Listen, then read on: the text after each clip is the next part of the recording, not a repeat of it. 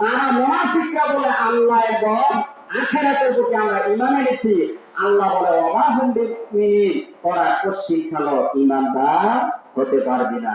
এখন বলেন কার কথা সত্য? আল্লাহর কথা সত্য। তারা মুনাফিক যারা, তারা মুখে বলে একটা, অন্তরে থাকে আরেকটা, ঠিক কিনা? মুখে যেটা বলবে অন্তরে তা নাই, অন্তরে যা আছে মুখে তা নাই। তারা পৃথিবীর মধ্যে দুই মুখী জীবন যাপন করে।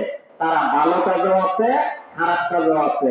ওয়াজের মধ্যে সভাপতি, পূজার মধ্যে সভাপতি, যাত্রা প্যান্ডেলের মধ্যে সভাপতি, নাইসের প্যান্ডেলের সভাপতি, সব জায়গায় সভাপতি, ঠিক কিনা? আর মুমিন ব্যক্তি সে ওয়াজের প্যান্ডেলের মধ্যে সভাপতি থাকবে, মসজিদে সভাপতি থাকবে, পূজার মধ্যে সভাপতি হবে না, নাচের মধ্যে সভাপতি হবে না, যাত্রা অনুষ্ঠানের সভাপতি হবে না। কারণ ওই সভাপতি আল্লাহকে ভয় করবে। কারণ আল্লাহ রাব্বুল আলামিন কোরআনুল কারীমের মধ্যে বলে, ইয়া আইয়ুহাল্লাযীনা আমানু তাকুল্লাহ, আল্লাহ তাআলা বলে হে ঈমানদাররা আমাকে আল্লাহকে তোমরা ভয় করো। কাকে ভয় করো?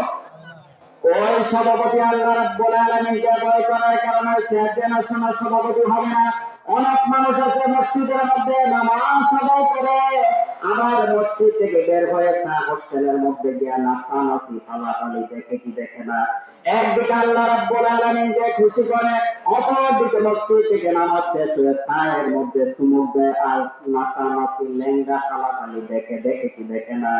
চা খাইতে সময় লাগে 5 মিনিট, এক কাপ চা খায়, ছায়ের হোস্টেলের মধ্যে 2 ঘন্টা বসে থাকে, অযথা সময় নষ্ট করে, মানুষের গীবত করে, পরনিন্দা করে, আর জিনার মতো গুনাহ সে করতে থাকে অহরহ।